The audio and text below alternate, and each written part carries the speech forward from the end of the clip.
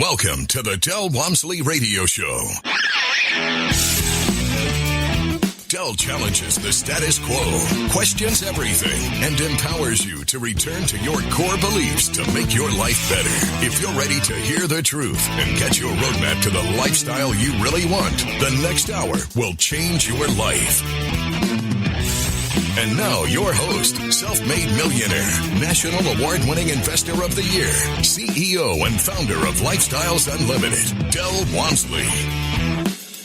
Welcome to the Del Walmsley Radio Show, where the hype ends and the help begins. I'm your host, Del Walmsley, and as always, we're working on your financial freedom. Well, today, my friends, I'm going to discuss a topic that used to come up all the time when I used to travel around the country and speak to people.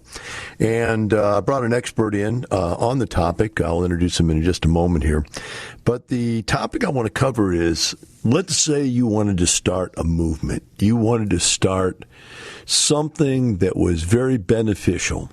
And you wanted to get a group of people together to do it.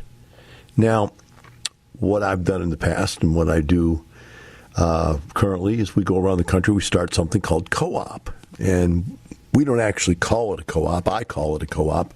I use the term co-op loosely in the terms of what I would say to people is, look, we have lifestyles programs, training programs all over the country, and we have major offices in we have offices in major cities, And I know that when I speak to people out here, everybody wants to have an office in their city because of the communication, the networking, the group drive to get somewhere. And so I try to explain to them, I said, look, it takes for you to be able to get into this stuff and do it right to have mentors. But before you can have mentors, you have to have successors.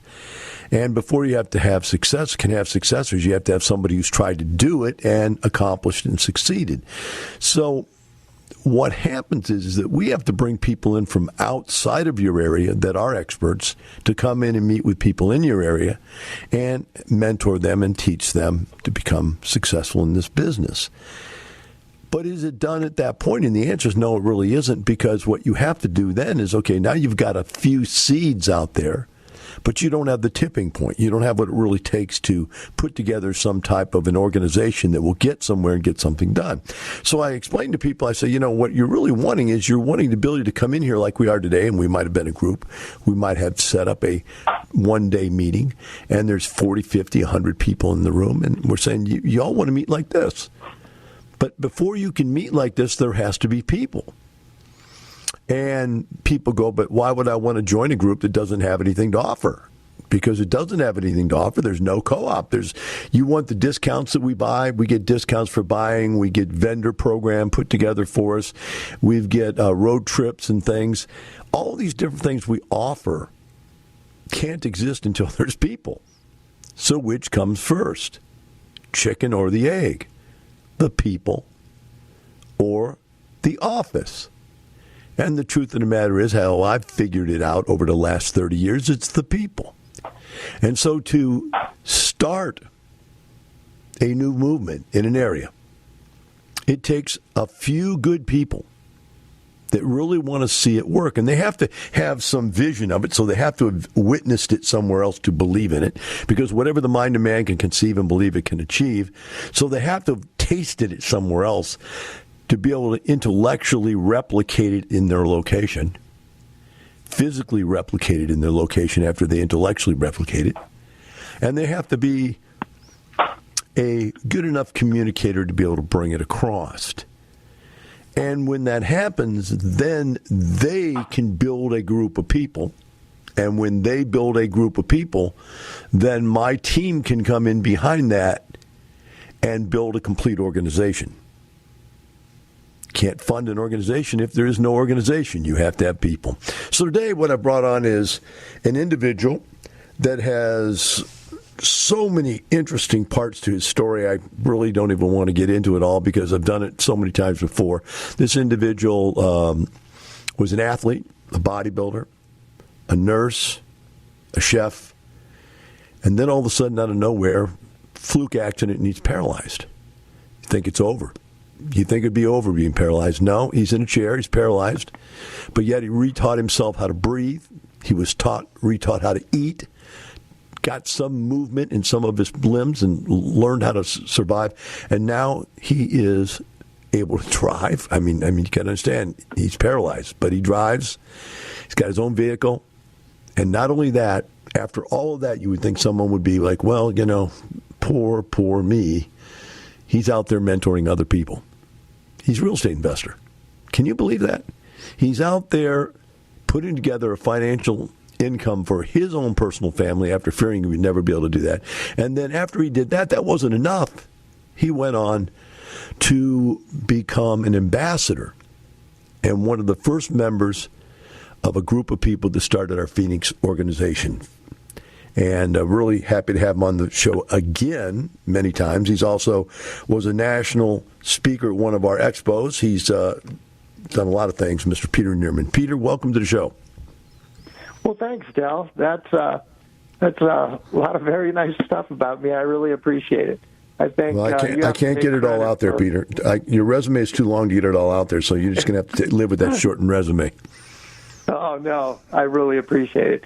I think you ought to take credit for a big chunk of that because, I couldn't have done any of this without you first building the map for me to even get inspired by. And, I heard you on the radio in Phoenix and you were in Texas. And, I was very cynical and I listened to you for quite a while and I thought, there's got to be a catch behind this. And you're right, I couldn't grasp it until I saw it with my own eyes. So I flew out to Texas and I went to the expo, which was just amazing. I mean, I met so many people that had followed your map and retired themselves and started helping other people. And I thought, there's no way all these people could be faking it. And then I ran into you in the bar after one of the events, and I started talking to you, and you were just a regular guy, not some celebrity, and I think that's what kind of sold it. And I really started to believe in the program, and I came back to Phoenix, and I, being a skeptic, I still didn't do anything for a little bit. I had to, overly research it, and finally I joined, and I did the learning, and it was me and two other guys in Phoenix, and we just started to meet about once a month and just discuss either stuff we'd learned or stuff that was going on in the Valley. And eventually that grew. And now we have a group of, I would say, over 150 members just in our preferred group right now. And that's just in the Phoenix area. It's amazing. And that's in 3.5 short years. Yeah, that's quite a bit of growth. Yeah. It's been amazing because people don't understand it's not just a learning program that we have, like maybe a college degree or some seminar system that you go and you pay one time and then there you have it. You're done. You graduate. You go off and figure it out on your own with your education. We have a continuing education system that's unreal. And part of the reason I need people to understand this is just because of the COVID event that just happened.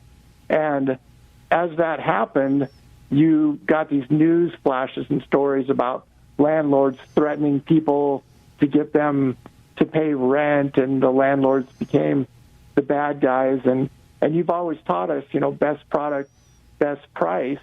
And our practices and our mentors told us, this is not what we do. I mean, we take communities that are kind of run down, we build them up, we screen our people, we put good, hardworking tenants into nice, respectable housing.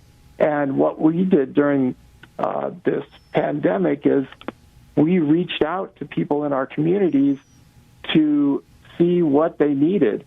And if possible, we help them with different links and different programs that different cities and government had set up to allow them to not just survive, but to thrive. Because it's it's a partnership between us and our tenants. And without them, we don't survive, and without us, they don't survive. And that best practice is what you've set up. And, all right, we're going to take a short break, Peter. We've got to take a short break. We'll be right back with Peter N, the Del Walmsley Radio Show. Welcome back to the Del Walmsley Radio Show. With me here today is Peter N. Peter's not only a member, Peter's also one of the first ambassadors out of Phoenix, Arizona, which helps get that area started. As we've been talking today about which comes first, chicken or the egg of developing an area. Peter, we seem to see a lot of growth going on in the Phoenix area.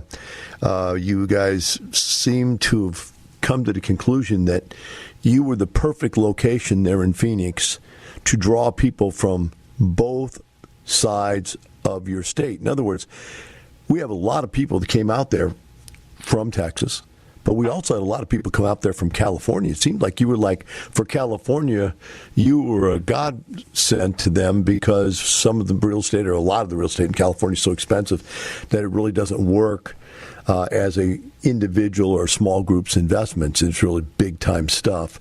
And you were able to create opportunities in Phoenix area that were just so much better. Let's talk now about how you were able to communicate with people and attract people from different states. I mean, to me, that seems so amazing that people are going from state to state to state to invest now, and from state to state even for just meetings. As an ambassador, does that sort of surprise you? You got that much activity? I was kind of surprised. In the beginning, I thought that I wanted to start a group here in Phoenix because I felt that the growth rate in Phoenix was fantastic. Excuse me. Mostly because everything was going our way. We had relatively inexpensive housing. We had rents that had a long ways to go as far as growing. And we had a government system that was set up to be very business-friendly. So it was attracting large corporations from all over the United States, but a lot of it from California. And as they started to grow as a group and started a communication system, I noticed that California was probably more interested than any other state. And like you said, it was because the laws out there were very tax-heavy and almost anti-corporation, big company. And as they tried to invest over there, the laws were not very landlord-friendly, and it made it really an uphill battle. We did get a couple of deals done in Sacramento before rent controls hit up there, and full disclosure, I was invested in one of those. It turned out very nicely. But then those leads, both of them ended up coming over to Arizona. And they didn't just come over here and join our group. They actually started leading deals here in Phoenix, Mesa, and in Tucson. And those deals have become very successful. They've led to helping out a lot of families here in Phoenix as investors. So I think the opportunity worked like a perfect partnership. We had low taxes, large amount of growth, and they had a lot of money to invest because to California, real estate over here looks so inexpensive. Yeah, I guess so. That's kind of interesting when you look at it that way. I should have realized something that I didn't realize because I'm not haven't really spent a lot of time in either California or Phoenix, which I have been in both, but not a lot, and not one to the other. But I realize that the distance from some of California to Phoenix is not much longer or much further than it is from Houston to Dallas. Am I right? Yeah, it isn't. I could go over to Palm Springs for a meeting in about less than 3 hours, and I can go to San Diego, which I do with the family to get out of the heat all the time, in 5 hours. So it's not unheard of in the winter, excuse me, for people to come out from San Diego to Phoenix to go to a meeting. We go to a road trip, see a couple of apartment complexes, have dinner, and they head back on Sunday. So it's really quite common. I see it all the time. There's a military base over there, and I see some of the military families come over to Phoenix on a weekend and hang out. They go to a 2-day and then go back home on Sunday. It's very common. What about Las Vegas? How far away is that? They built a new bridge around the dam, and you can get there in less than 5 hours. As a matter of fact, Lynn lives up there, and she comes down to Phoenix all the time for events.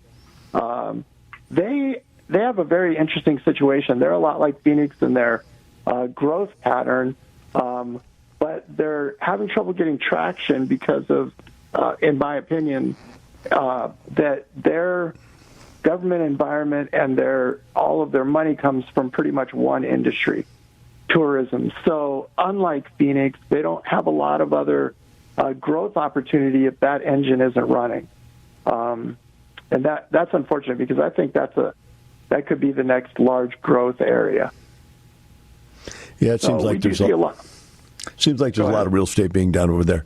So I'm going to ask you now, because if a person's sitting out here on the couch right now, and like you said, you were a skeptic, and I've been doing this for 30 years, and most of our best members are skeptics because they do a lot of due diligence on us. They want to make sure things are as we say they are, and they get in here and find out they're actually, in my case, on what I believe our offer is better than what our product is better than our offer. I want to restate that because I'm constantly worried about over-promising when we talk about rates of return on the radio or whatever. We're careful not to over-promise stuff, and we're careful not to over-promise what you get when you buy the product, and we don't try to sell people the product, which is an interesting concept. We try to offer them the product, and then we try to mentor them through the processes. But I don't believe in motivating people, getting them jump up and down and scream and yell and get all excited and then spend some money and then never do anything. That's really what I came out of the health club industry. It was like, Peter, you know the health club industry. You'll sign up 100 people to work out, and there'll be 2 of us left after a week, right? So I didn't want that to be the basis of this type of self-help industry type product. So as a former skeptic and now as an ambassador, which means you get to really first touch many of the people that have any contact with us, how do you deal with that? What's your approach? Do you just embrace skepticism and go, yeah, I get you, that's where I was too? Or do you try to get them around it, try to answer questions for them? Or how do you overcome that? Do you introduce them to other people? What do you do? I do.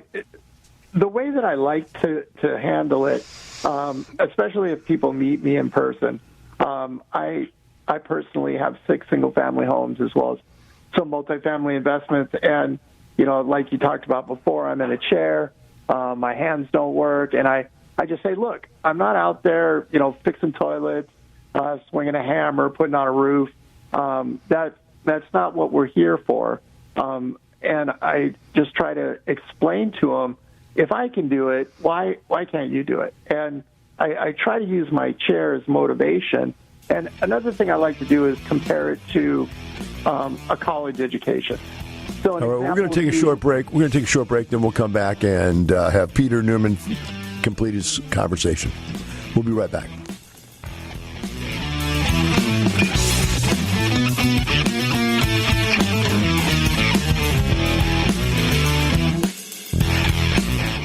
Welcome back to the Del Walmsley Radio Show. With me here today is Peter Nierman, which is the ambassador out of Phoenix, Arizona.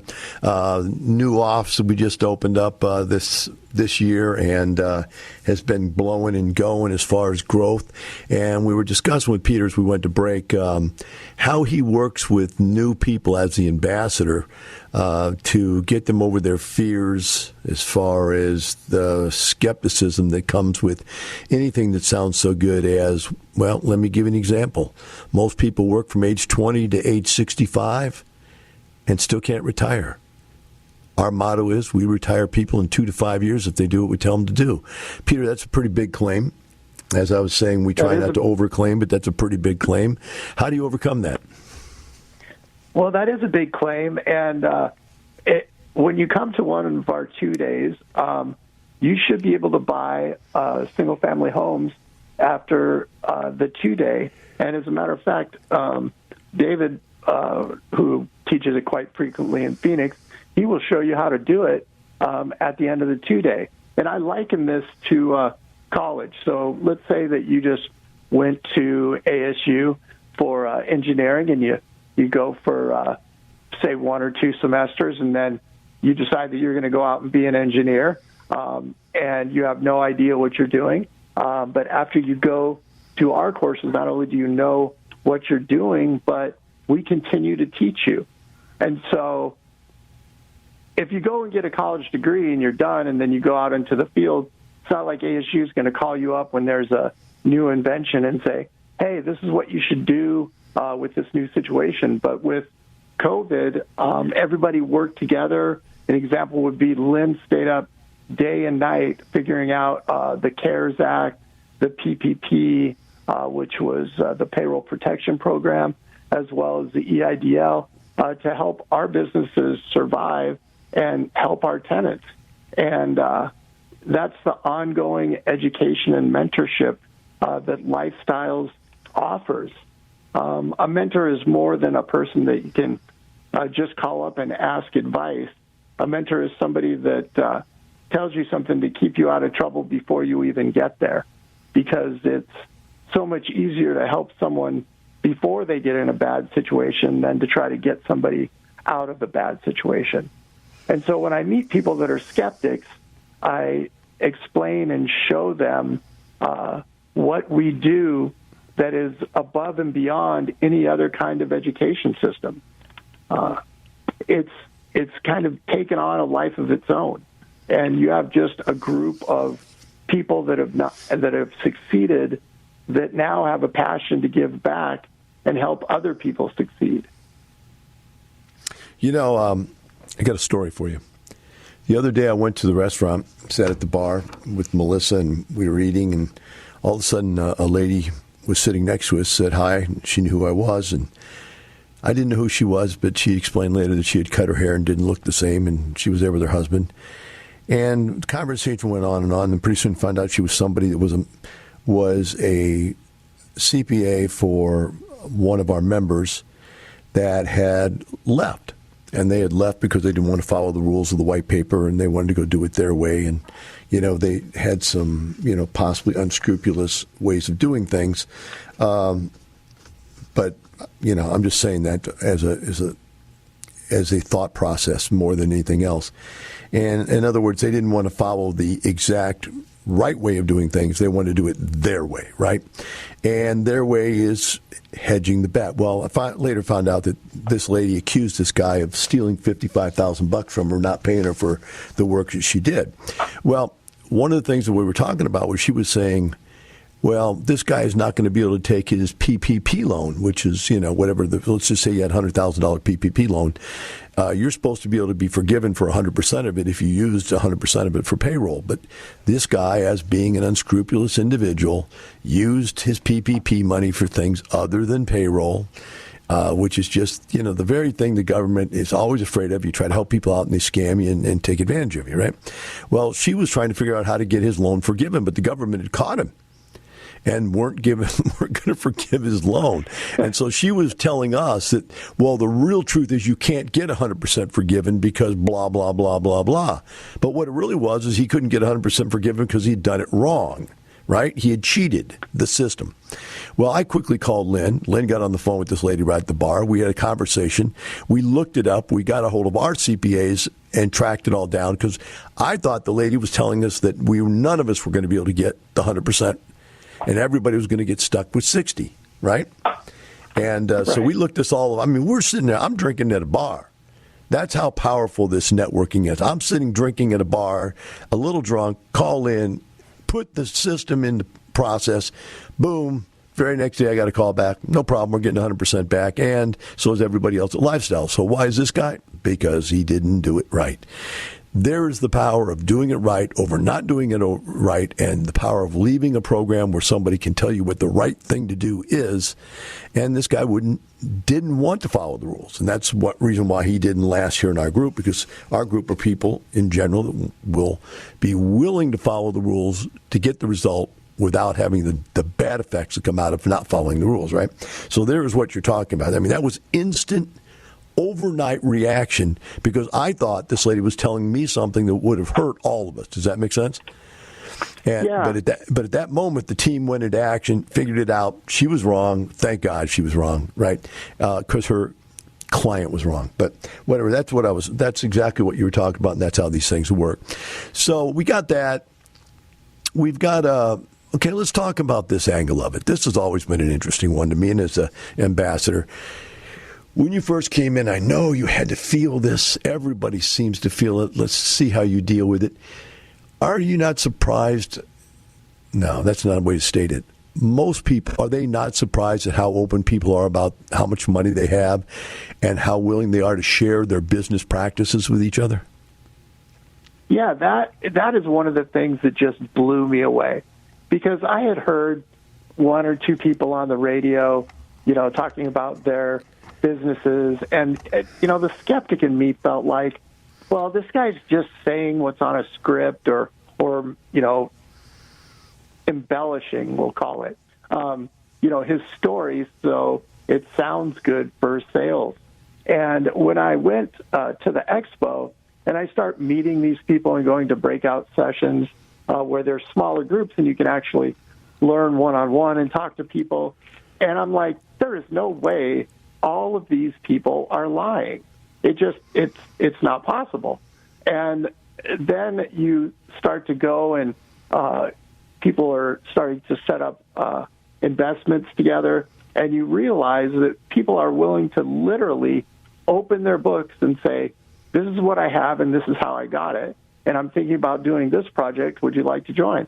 And it was just unbelievable. It blew me away that people would say, this is my business, and I will help you succeed also if you would like. And it's not like you could have a gas station, and let's say you have a Circle K, and you want to open it up and get it running. You couldn't go over to QT across the street and say, hey, how do you price your gas? Or, who do you buy this from, and what are you paying for it? And there's no way that they would help you. It just doesn't happen in the business world. And that is exactly how we help each other. It's just unreal. Well, that's why we've been together for 30 years, why the program is maintained 30 years afterwards, because there is so much mutual sharing within the deal. And one of the things that you have to have mutual sharing is you have to have the elimination of greed. Because, in life, there are those people that are like sharks. They want it all, right? I want it all. Yeah. And they'll take it all if you let them. And so we've had to take the sharks out of the program so that the rest of the school can survive, basically, and not only survive but thrive. And you got to protect the minnows while they're minnows so that they can get up to be big, strong fish that can protect the rest of the fish. And that's kind of the system in place. So we work on protecting the minnows as they come through the program. Education-wise, when we come back for a break here, I want you to explain how much our education program has advanced just since you've been a member. How long have you been a member now? Since 2016. Okay, so that's 4 years. I've only spent about $2 million on the upgrade of the educational program. So maybe you can outline it for people better than I can, because I see it happening. Absolutely. And since I don't use it every day, I'm not a mentor anymore, and I don't use it for myself anymore other than when I just need something to know something. I'm not totally interacted with it, so we'll have you talk about it when we come back. So if you want to ask Peter a question, by the way, remember, he's not just another pretty face, and he didn't get that accent just so he could get a good parking spot. We'll be right back with Peter N in the Del Walmsley Radio Show.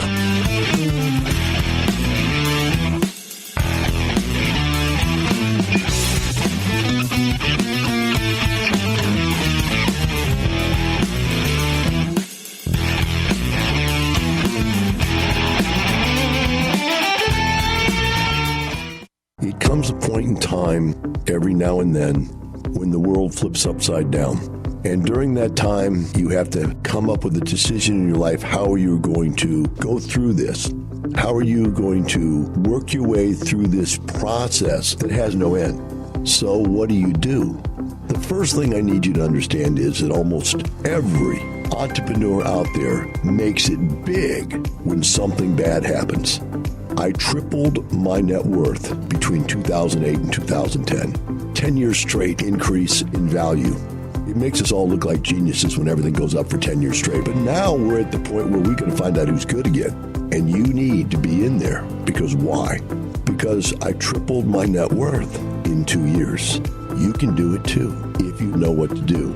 You need to get into lifestyles right now. Join us for our free live online workshop. Register at lifestylesunlimitedpodcast.com. Welcome back. Now here's some more unconventional wisdom to set you free from the man on a mission to retire America, one person at a time, Del Walmsley. Welcome back to Del Walmsley Radio Show. With me here today is Peter N, which is a ambassador for the Phoenix, Arizona office. And Peter, I'm going to tell you a story. The other day I was out with one of our mentors, and he had set up a meeting with this guy who does this, has been doing commercial real estate for a long time. And I had some questions I wanted to ask him because he had a family business that he had handed down and had done some stuff that, really was outside of our box. I just wanted to chat with the guy. So he brought him along. And after the conversation was over and that gentleman moved on, we sat there, and the mentor was reminding me about back when he joined to take the education classes, you had to come up to the office. And what we had him on, kiosks. And really what it was we had our own server, and you could come take the classes off the server, but we were not on the internet. So then we set up the classes to be on the internet, and they were, frail, just downloadable PDF files and type things. Then one day somebody came to me and said, okay, we're going to hire an education czar. And we hired an education czar, and that education czar said we needed a college educational program with a software program. So I bought this big, giant, expensive software program, and this college person, she's actually had a doctorate in educational science, and she put together an entire training program on this software program. And this thing went along for years, and people just loved it. And I think it's called The Bridge, and had thousands of hours of education on it. And then all of a sudden, somebody came to me and said, "We found something 10 times better." And we hired a IT development guru, which is one of our members that were retired. And he had nothing to do, so we hired him to redevelop our entire program and to buy a better program and integrate it with our other programs. And it's supposed to be coming out pretty soon. I don't know if you know any of this or if you've been in any of the beta, but tell people how much information there is and how easy it is to get to it. Because right now we're talking about probably the number one educational experience in the world for real estate investing, as far as I know. Yeah, it is just amazing at this point.